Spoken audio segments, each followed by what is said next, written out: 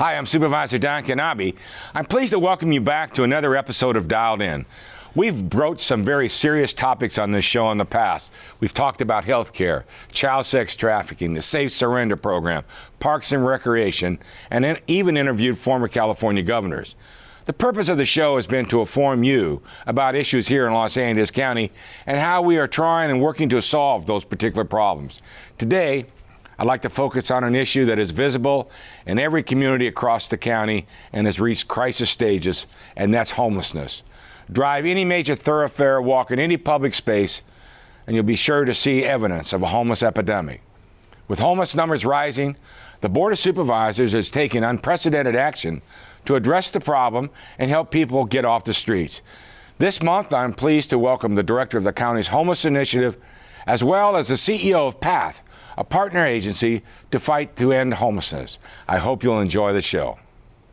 Charter Our Community, along with our partners at Rebuilding Together, have helped more than 1,100 homeowners in the communities Charter serves, and we're helping more every day. Everything is fantastic. I can't believe it. At Charter, we're committed to improving the places people call home and ensuring that families live in safe and suitable housing. It's just a big blessing for me. Couldn't do it by myself. Visit charterourcommunity.com for helpful home safety tips or for information on how you can get involved. Welcome back to Dial In. My guest today is Phil Ansell, who is the director of the county's Homeless Initiative. Phil spent 19 years working with the Department of Public Social Services, where he's played a key role in creating and implementing very innovative programs and services for homeless families and individuals. So I want to thank you for joining me today, Phil. Thank you. It's my pleasure. So you are on leave from your position as Chief Deputy to the Director of Department of Public Social Services. So why did you want to take on this homeless initiative? Like so many other people in Los Angeles County, I'm deeply disturbed by the crisis of homelessness, which I see where I live in Culver City and all around Los Angeles County.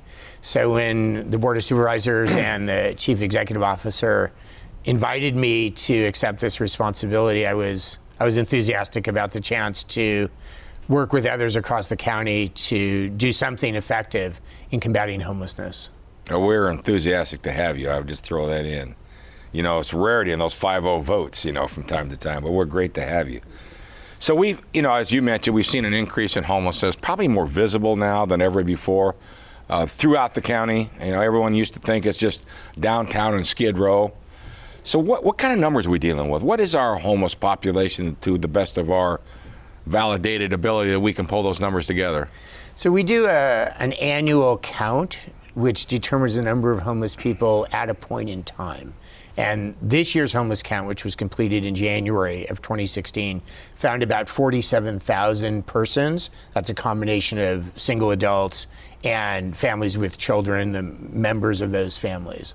But that 47,000 people translates into an estimated 150,000 people who experience homelessness at some point in time over the course of the calendar year.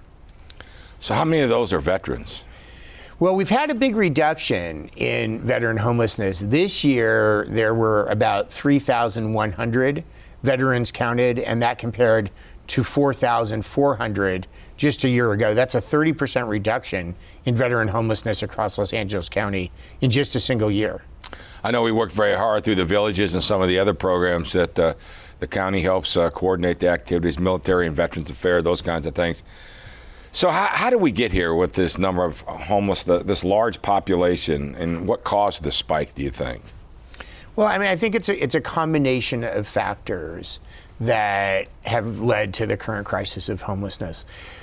We have very high rents in Los Angeles County, and that make affordable housing extremely scarce for low-income people, employed and unemployed. And that's the context for the current crisis of homelessness. Many people become homeless primarily because they don't have enough money to pay the rent, not because of any other factors that lead them into homelessness. And then we have that coupled with the ongoing effects of the Great Recession, that though the economy is recovering substantially across Los Angeles County, there are many families and single adults who are affected by that, from people who today are 60 years old, who were laid off in the Great Recession and can't find a new job, to someone who is today 28 years old and came of age, tried to enter the labor market right in the middle of the recession and never got going with work. So that's a very significant factor.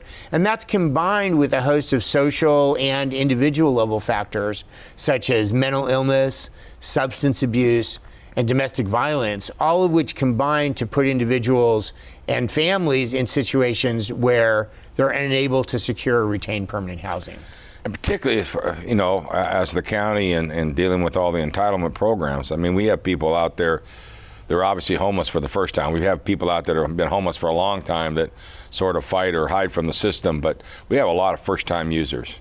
Absolutely. There's a big range in people who are homeless. There's families with children, there's veterans, as you mentioned, Supervisor, there's transition age youth, there's single adults, many of whom are older, over age 50, and that's a growing segment of the homeless population. And then within each of those categories, there's a wide range of circumstances, reasons why people become homeless and stay homeless. But what you say is absolutely correct. There's a significant percentage of the current homeless population in the county who are homeless for the first time. And if we're able to help them get into permanent housing and gain the ability to pay their own rent, typically through work, just like everybody else, right, who uses their employment income to pay their mortgage or pay their rent, to the extent that we can help currently homeless adults get back on their feet, get into permanent housing and pay their own rent, we can really prevent the newly homeless population from becoming long-term homeless. How much does the county spend each year on homelessness? Well, we did a groundbreaking study earlier this year, which found where we identified about 150,000 single adults who were known to have been homeless sometime in fiscal year 2014-15. And for those homeless single adults, we determined that the county spent nearly $1 billion, $965 million for that 150,000 people over the course of the prior fiscal year. And that was across health services, mental health, the sheriff's department, probation, public social services. So that's just the gamut of all the services that we as a county provide that are impacted by that homeless individual or that population. That study captured the biggest concentrations of expenditures and services, but it wasn't completely comprehensive. So for example, the time that county library staff spend interacting with the person who's homeless, that wasn't captured in that study. The same for our parks department. But for our core health, social services, and criminal justice departments, they were included in that study. So let's talk about the county's homeless initiative and how it was developed. So talk about how we started it, where it came from, where we're going with it. Give us a good idea of what's going on out there. Well, Supervisor, it started with your leadership and the leadership of your 4 colleagues on the Board of Supervisors who worked with our Chief Executive Officer, Sachi Hamai, to identify homelessness as a countywide strategic priority. And that's when the CEO and the board asked me, as you mentioned, to take a leave from my position at the county's Department of Public Social Services to head the initiative. And so we began on August 17th of 2015, 13 months ago. Our initial objective was to develop a comprehensive set of strategies to bring to the Board of Supervisors for approval, because homelessness is an extraordinarily complex phenomenon. Not only does it touch 25 different county departments, but homelessness is not a problem that the county can solve on its own. The county has a significant role to play, but so do cities, so do community-based providers, so does philanthropy, so does business. So in order to be effective, we needed to develop a process to bring those various parties to the table, to put our best thinking together, to come up with a comprehensive approach to then bring to the Board of Supervisors. So were there community stakeholders and nonprofits involved? Were they part of this process? Absolutely. We had 400 different individuals who were directly involved in a series of 18 policy summits last fall that resulted in 47 strategies which the Board of Supervisors approved on February 9th. And with respect to community providers in particular, there were representatives of over 100 community organizations who participated actively in this process, side by side with county departments and cities, bringing their expertise and experience to bear. And don't you think one of the advantages, at least in trying to deal with this, I'm not sure that we can spend our way out of it, but we can make a huge impact, is the fact that the recognition countywide by every city that they have an issue. I'm at regional meetings now that you've attended and your team has attended. I mean, it's amazing how many cities are showing up because it's not just downtown anymore. No, I think that the city role is fundamental. The county has its responsibilities in the area of health and social services and much of the criminal justice system. And cities have key responsibilities around land use and the development of housing, law enforcement control, and other first responders. So we need to work together, and as you mentioned, we have seen an unprecedented level of interest from cities. Elected officials from over 20 cities who testified before the Board of Supervisors on February 9th in support of the recommended strategies. 55 cities came together at the first ever Mayor's Regional Summit to combat homelessness on March 31st in the city of Southgate. I was there. I mean, it was amazing. I mean, that was absolutely amazing. And it was a recognition, finally, I think, of the attention that this crisis that we have on homelessness is out there. So are there opportunities? I mean, I know there are opportunities because you're involved in it, but through this initiative to prevent people from falling into homelessness, are we trying to do some things in the front end as well? Absolutely. That's very important. I mean, at this point, we're focused in our prevention efforts in two populations. Families with children, where we're building on our family coordinated entry system. We've made an investment there, and we're supplementing services that were already available.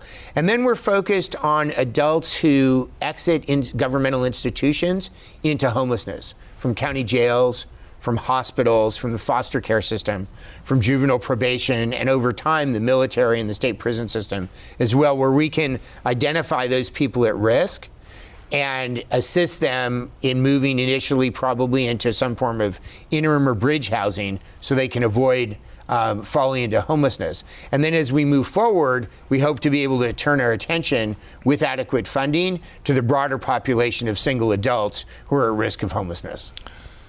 Obviously, you mentioned it a couple times, but another key piece to this is stable employment. How are we dealing with that in this initiative? Employment's really important. We believe that a clear majority of homeless adults have the ability to work and pay their own rent through stable employment. So we have a series of initiatives there. Rapid rehousing is our largest, most expensive strategy, which is focused on providing permanent housing with a temporary rent subsidy, where people have about 6 months usually of housing subsidy with appropriate services and supports to gain the ability to pay their own rent, typically through employment. So through our rapid rehousing program with both which is administered by the Department of Health Services and the Los Angeles Homeless Services Authority, employment services are a central element there. We also have an innovative strategy around social enterprise where the Board of Supervisors has approved a contracting preference. So social enterprises who provide employment opportunities, organizations like Chrysalis, for example, which provide employment opportunities for homeless adults or recently homeless adults, have a preference in the county contracting process so that they can get work to then provide to those adults. Those are just two examples of where we're focusing on helping single adults secure employment. And I think you're really pointing out not only a couple of those examples, but the most important part of that is a collaboration between the various county departments, the community-based groups, and the cities. And it's not a single entity. We can't do the stovepipe thing anymore when we deal that this is a homeless issue and this department takes care of it to get the people off the streets. That's absolutely right, Supervisor. No issue exemplifies the inadequacy of a traditional stovepipe approach like homelessness does. So just one final comment. We talk a lot of these issues and we got the initiative thing. Is it an achievable goal to end homelessness, or are we just making dents and continuing to work to reduce it? Do you think we'll ever get to that point where we end it? Well, our ultimate goal is to achieve what is known as functional zero, where there will always be some number of single adults and even families who will become homeless, who will fall out of permanent housing. Our goal is a system that has the resources and is functioning adequately to respond immediately to people as they do become homeless and help them move into permanent housing as quickly as possible. So that goal is down the road. Our strategies are to combat homelessness, not to reduce homelessness. Through combating homelessness, we hope to reach that point of functional zero. But on the road, it is certainly within our sights to end chronic homelessness so that no one is spending years on our streets or under our bridges. That is definitely an achievable goal. We see that the end of veteran homelessness is achievable because of an extraordinary investment by the federal government, coupled with an extraordinary level of collaboration in Los Angeles County. So between now and the achievement of functional zero, we have many years of work before us, but that's certainly our ultimate objective. Well, thank you very much, Phil, for taking the time to join us today. Phil Ansell, who is the director of the county's Homeless Initiative. We appreciate you being on the program and appreciate your energy that you bring to a very, very significant issue in the county that it's at crisis level. So thank you for all you do. Thank you, Supervisor. Thank you. My pleasure. Thanks for being here. We'll be right back. Which planet are we living on? Earth, right here. What do you think it would be like to teach? They're all a part of our... Chances are, you have no idea. We're gonna turn on the lights and everybody look up. Teachers today are breaking down obstacles, finding innovative ways to instill old lessons, proving that greatness can be found in everyday places, and that you don't need to be famous to be unforgettable. That's what it's like to teach. Welcome back to Dialed In. My next guest is Joel Roberts, who is the CEO of People Assisting the Homeless, or better known as PATH. PATH is one of our county's most critical partners in helping homeless individuals and families transition from the street to permanent housing. So thanks for joining me today, Joel. It's my pleasure to be here. Thank you. So there's a lot of folks that are watching that may not be familiar with PATH. Sort of tell us what you do and how you do it, and then we'll get into some of the details. So just over 30 years ago, PATH started on the west side of Los Angeles as a shelter and helping people who are homeless find jobs. And in the past 30 years, we've grown to not only work all over Los Angeles, but actually all over the state of California. We have 24 locations from San Diego all the way up to San Jose. Our main programs are here in Los Angeles. So the 24 facilities, are they shelters, or are they offices so you can assist those on the street?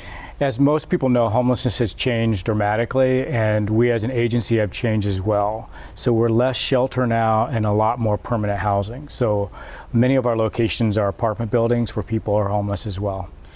So you obviously have worked on this issue for many, many years. We were talking about your background, where you came from. You've been with PATH, what, 20 years? 20 years. You know, and I've been around government a long time as well, and there's always been homeless. But have you ever seen it at the level that it is today? Well, we know in the last year homelessness has increased about 5%, but as most people in LA County know, it seems like there's a lot more people on the streets. And I think it's much more visible than it was a few years ago. But in terms of the actual number, it's gone up about 5%. So how long has PATH been a partner with us here in Los Angeles County? PATH started over 30 years ago, and I've been with PATH for 20, and I know we were already working with the county 20 years ago. We are the practitioners. You folks are the strategic folks and the funders, and then you hire people like us to actually go in on the streets and help people. And so what kind of services do you offer through PATH? Do you know, we used to be shelter and transitional housing. Now we're street outreach and rapid rehousing and permanent housing. We even build housing. We know it's about helping people get into housing is what's going to end homelessness. And as you started out early in the conversations indicating that the whole issue of homelessness has changed dramatically. I mean, so it's not just 3 hots and a cot anymore. I mean, it's addiction and mental health and all the other issues. You offer a lot as it relates to, maybe you can give us some idea of the wraparound services as well as the continuum of care. You know, 20 years ago when I started with PATH, people on the streets were like you and me, losing a job, maybe burning bridges with family, have no place to go, and so they end up in a program like PATH. We could find them a job in a couple of months and actually get them off the streets. Today, it's so much different. There are people who are struggling with mental health issues, addiction, people who are chronically sick, disabled, people on the streets for a long time. And so the way we have to help them is much different than it was 20 years ago. And when we talk about the homeless, we talk about not only individuals but families, and now we're talking kids, right? And so how do you move into that issue? I go out sometimes with our street outreach, and we'll find families with kids in vans living on the streets. It's very difficult to even see that, but we have to get them into housing very quickly. If there's families who are going to lose their apartments, we want to help support them with their rent. We don't want them on the streets. So we'll do whatever we can to prevent them from getting on the streets. And if they're on the streets or in vans, we'll do whatever we can to get them off the streets very quickly. I've worked with the Assistance League in Long Beach on some issues, particularly as it relates to homeless kids. Do you interface with that Bethune school that offers the homeless kids school every day? We work with them, but actually most public schools have a coordinator or a caseworker. So they know how to access you? Yes, Is that how? yeah, and other agencies as well. So how do you get clients? I mean, obviously you have the outreach teams where you go out and physically look at. You're hooked up with us, so maybe public social services, children and family services, DMH, DMH, Department of Mental Health, yes. Definitely we connect with the county services. They refer a lot of people. We work with local jurisdictions, local cities, so they'll refer people. There's no lack of people coming to us. Right. They're coming to us from everywhere. So in the wraparound service, example, mental health. I mean, they are the ones that are really difficult to deal with because they have a tendency to run from you. You have to build that trust. Do you have mental health professionals then obviously on staff? Is that correct? We have over 100 MSWs, Masters of Social Workers, LCSWs. We have them out on the streets. They're going up the riverbeds, the freeways, in the parks. So we actually go out and look for people and then develop the relationships and so that they'll trust us and want to come in. And you might want to tell the folks out there, everybody, like I said earlier, thinks it's 3 hots and a cot, you just get them food and shelter and that's it. But it's a very labor-intensive process because one of the first thing you do is the trust issue. So Mike, give us an idea how you go about that.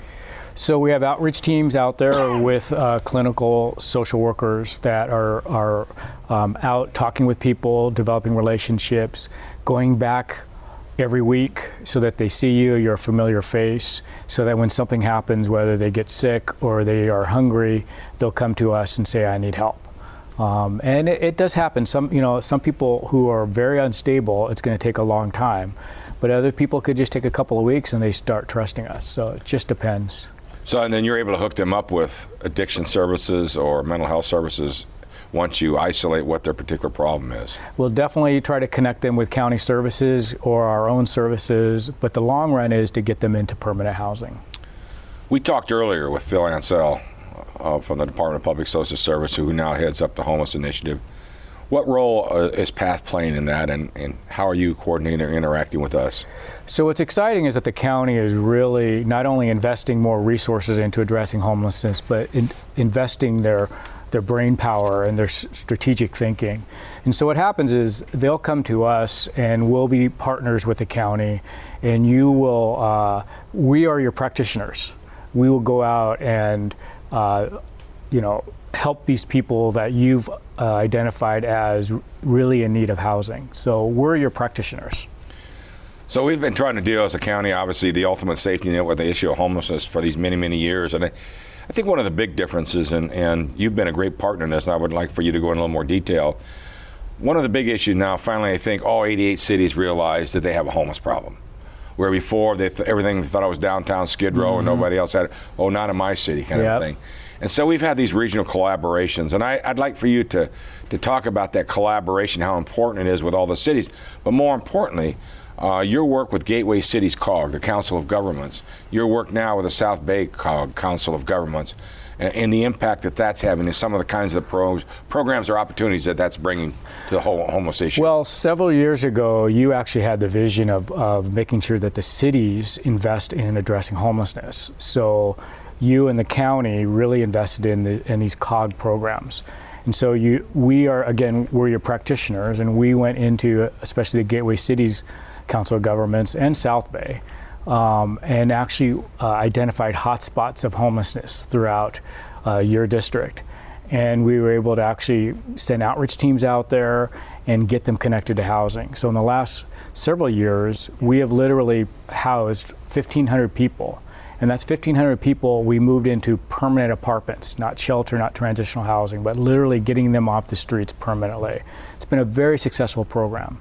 And it can't happen without the county and the city and law enforcement and nonprofits all working together. I mean, because they have to talk about it. I mean, they just can't bury their head in the sand and say it doesn't exist. And so it's really important. And I think with Gateway COG, I mean, that's basically from Huntington Park all the way southeast. I think there's like 25 cities or something like that involved there in South Bay. It's basically from Marina Del Rey south. Yep. Again, another large number of cities. So that collaboration is really important. When someone says, you always get people say, I want to get involved. How do they get involved? I mean, how do they either work? Does PATH have a volunteer program? I know if they can come through the county, we have volunteer programs. Do you use volunteers, or do you use the public in any way? We literally have thousands of people who are volunteering at PATH. 10 or 15 years ago, they would come and cook meals for our people.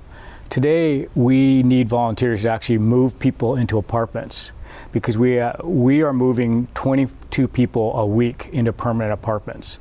And our biggest fear is moving them into empty apartments. So we have volunteers coming and getting furniture and household goods and actually moving people in, so they see the hope of addressing homelessness. And then do you take donations for that kind of thing? All new furniture or used furniture? Or do you also have like an ability if someone wants to contact PATH and get involved either in helping donations? I mean, obviously you need the volunteers, but you need all the goods too. Yes, yeah. Our website is www.epath.org, EPATH.org. That's the best way to get connected to helping people move into apartments. Well, Joe, I can't thank you enough for all the work that PATH does, and you're a great partner with Los Angeles County, but more importantly, you're a great partner with the people on the streets that need us probably now more than ever. And we appreciate you and your team and all the work you do at PATH, and look forward to working with you in the future. So thanks for being here. Thank you very much. Appreciate it very much. Thank you. We'll be right back.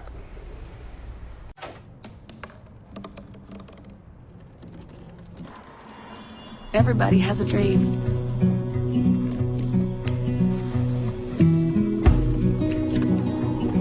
Mine was to see the ocean. And with a little help, I made it.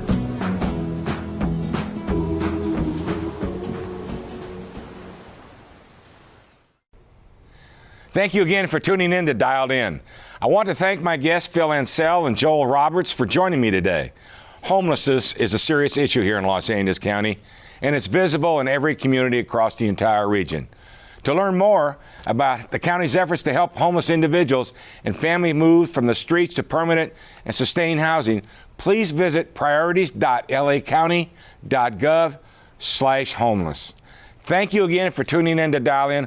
We'll be back next month with an all-new show.